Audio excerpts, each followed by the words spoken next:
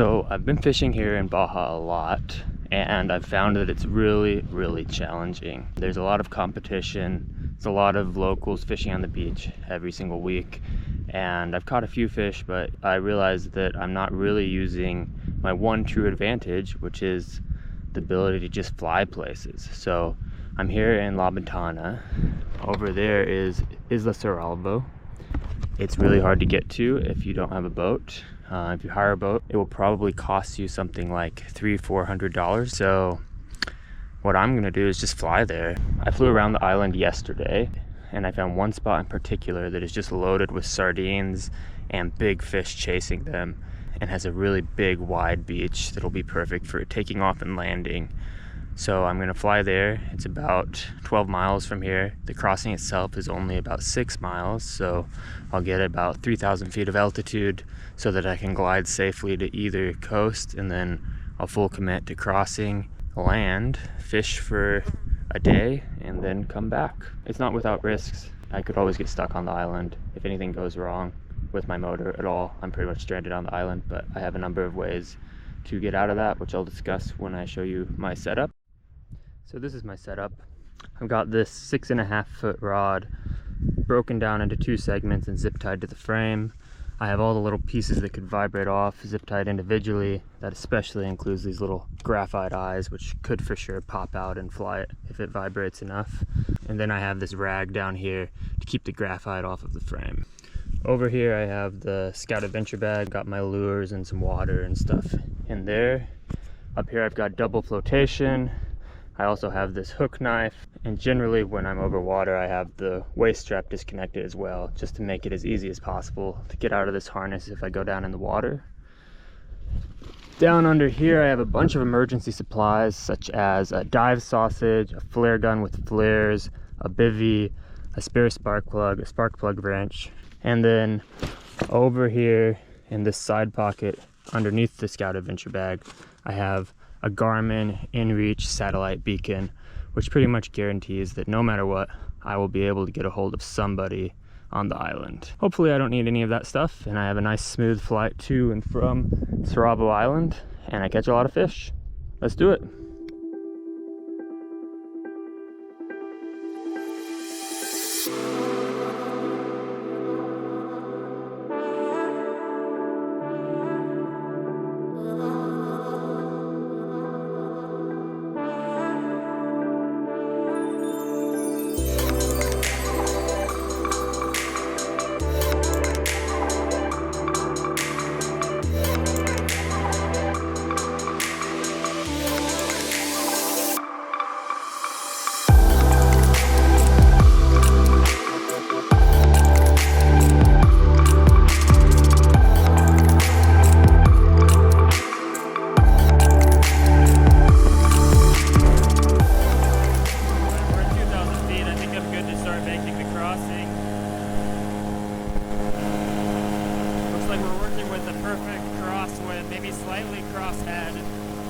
One issue today is that the wind's meant to drop off, so it could really become an issue.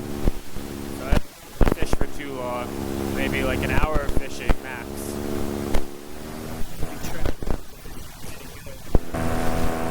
So once I actually get to the island, I'm going to start coming down and I'm going to pop these trips back in, because depending on the wind, we could be heading straight into Rotor City. I'm unclear about the wind. They're not really telling me what I want to know, but I think it's coming kind of like this direction. That's my best guess. Alright, let's pull these trips in. Begin our descent down into this beach. The waves are indicating it's kind of coming straight down the beach. So maybe we'll come down low and see how we feel about the speed that we're going. And we'll take a lap and land. It's really a perfect beach for an LZ. Got a ton of room. I mean, as long as the wind doesn't start coming from the mountain, you should be good in every wind direction. And even if it starts coming from the mountain, you should be completely in the shadow and be able to hopefully have a no-wind launch. Right there, there's a big fish, I think. or a sea turtle. Seems like soft sand. This does look like the right wind direction.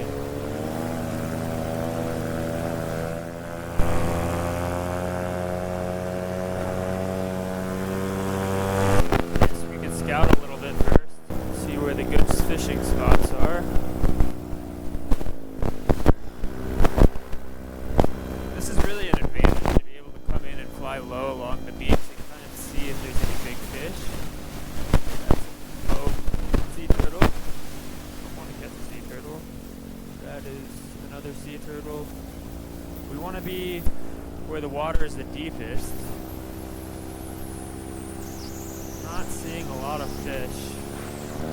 Oh man, here's where all the sardines are.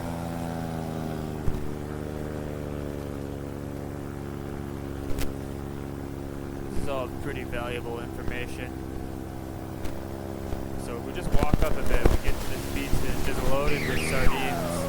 Oh, there's a big old rooster fish right there. Right, so right by this rock, that's where we're fishing, I think. I'll fish a little bit further. I'll just walk all along this whole area. I don't think I'm going to land right here just because, I don't know, it doesn't seem like it has more options than this. Holy, so many roosters. Oh, I'm getting excited. Oh my god, there's so many fish here. Oh man, this place is loaded with fish right by the beach. Check out this last school and then we'll put her down.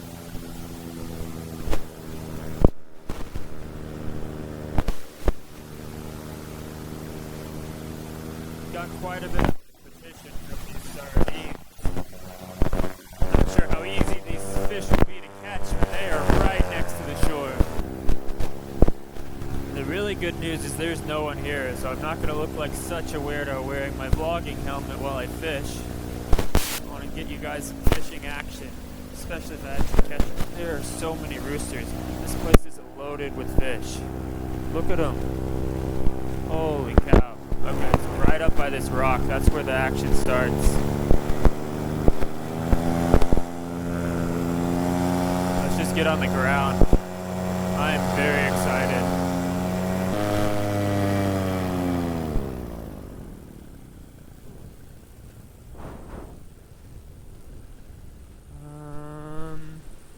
I think we should be good.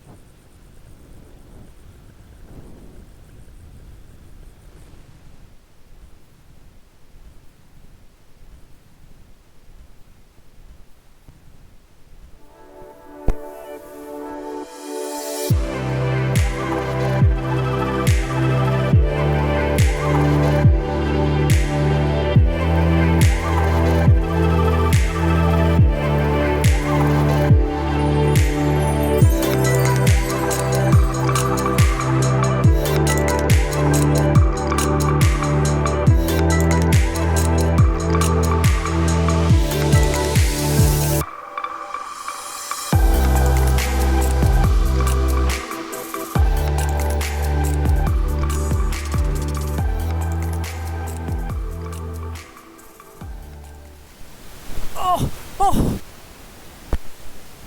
That was a monster!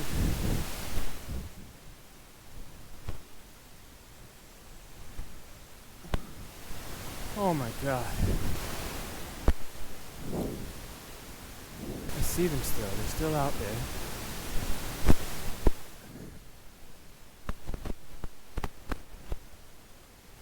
Ah! I got him! I got him! Oh my god, what the is that thing?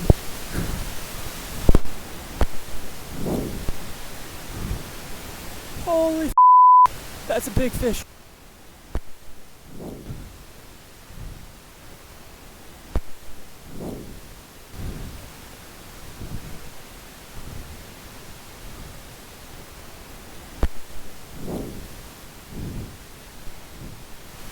Oh, huge mahi-mahi.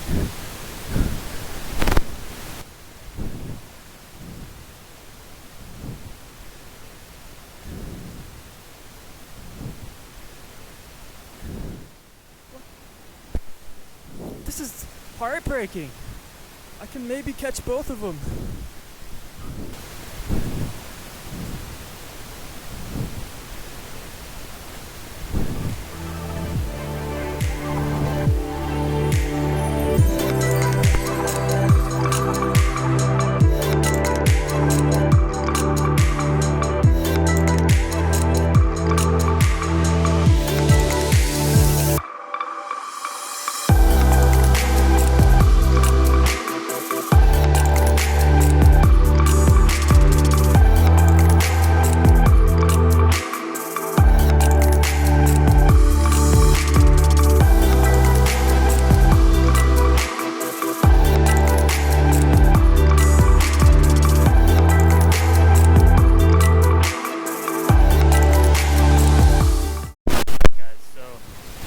I prefer to catch and release this mahi-mahi. I tried to do that, it could not be revived. It just floated there, and it's really just a huge waste to throw back a mahi-mahi like that. So, not going. Can't fish for too much longer though, or the meat will go bad. Slash, I have no idea how I'm possibly going to get this freaking thing tethered to my Paramotor. We got a lot of zip ties, but I don't know. It's got to be 10-20 pounds. So bad. Over here. That work. Put them in there. Take everything else out of the scout bag. Wear my fanny pack.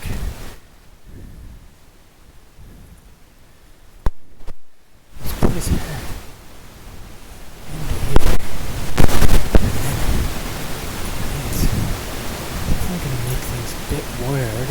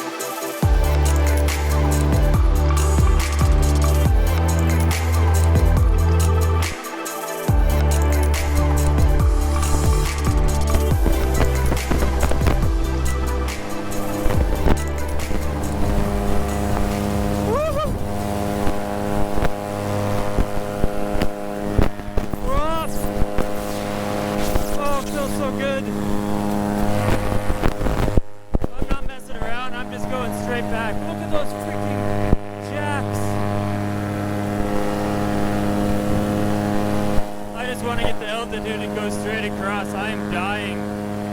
Huge mahi-mahi. That's what I caught.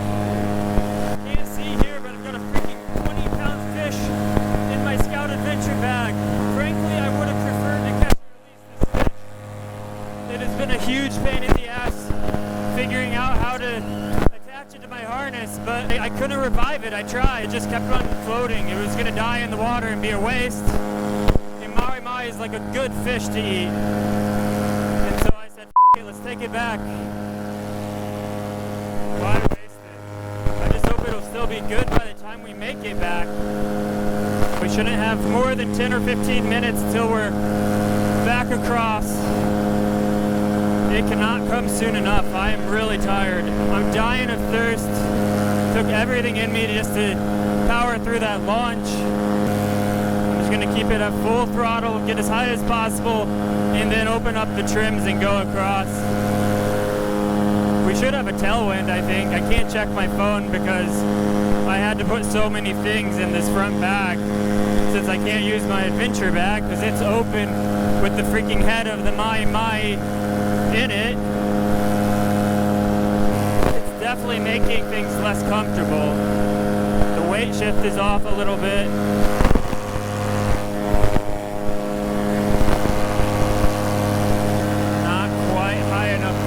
Yet. So I'm I'm just gonna do a kind of a diagonal thing to gain some altitude while I creep out into the ocean. I just need to make sure I'm within gliding distance right there, which I clearly am right now. I think this is a good new strategy. I just kind of go diagonally across rather than straight across, and that allows me to gain max altitude while staying within gliding distance of that beach while still making forward progress. And then once I feel comfortable with the altitude to make it to the other side, I'll open up these trims and get over there as quickly as possible. Alright, I'm opening up the trims. Come on, baby. Just about out of the danger zone right now. Yeah, we're gonna make it. We're not going in the ocean. We're not getting stranded on the island. We see a nice safe landing and then we'll be home free. I think it's probably time to start losing some altitude. The fish is causing me to weight shift left, so I had to offset it on the trims. Here's my little van. Yeah, we're gonna make it. No trouble there at all. The only question is whether this fish is gonna be decayed. It's been out of the water for a little while now. I don't know how long they last. Actually, we're gonna have some altitude to kill still, so I'll pull them in and then we'll start doing some wing overs. As much as I don't really want to be doing wing overs with freaking fish.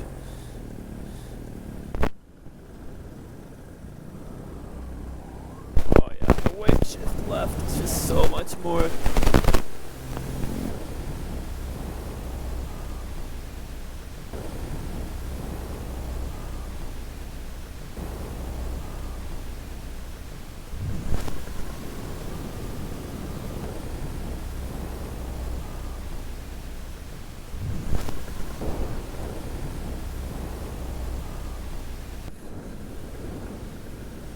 Ew.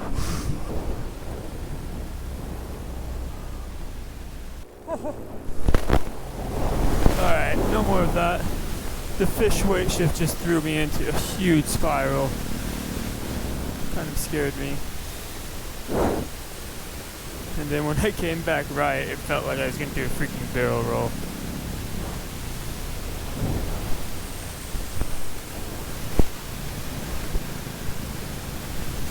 At the end of the day, it's still an aircraft. And adding 20 pounds to one side tends to mess up how you fly. Definitely gonna bring a fillet knife next time. We're bringing back a lot of dead weight.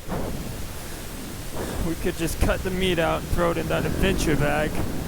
We wouldn't have to freaking zip tie the fish's tail to my frame. Not looking good. The wind's coming straight over this peninsula, which is kind of the bumpiest, most uphill way to land. Oh my god, it is so freaking bumpy.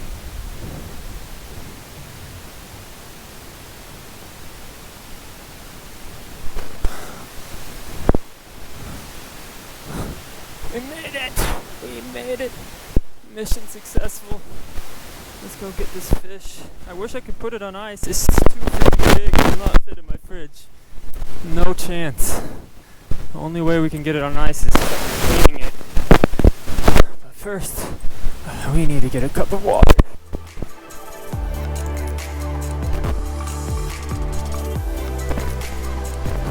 Oh my god, guys. Exhausted.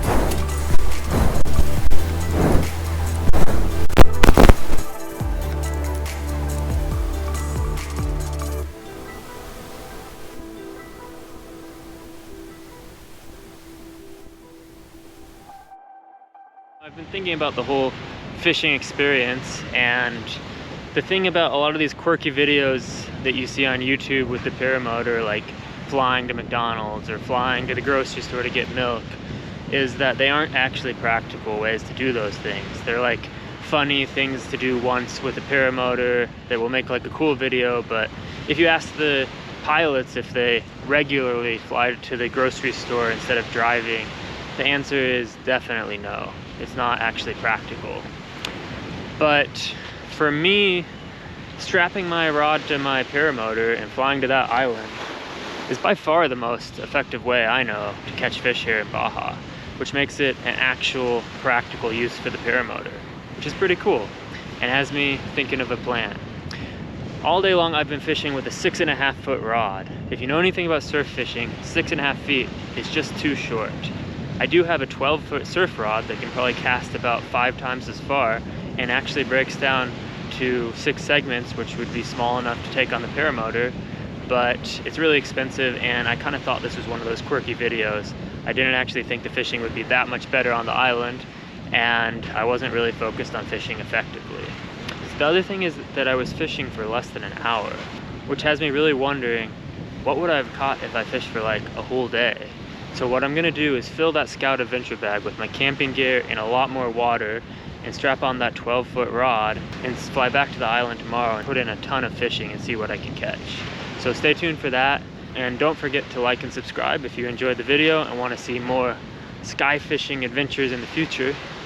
Check out that sunset. Cheers.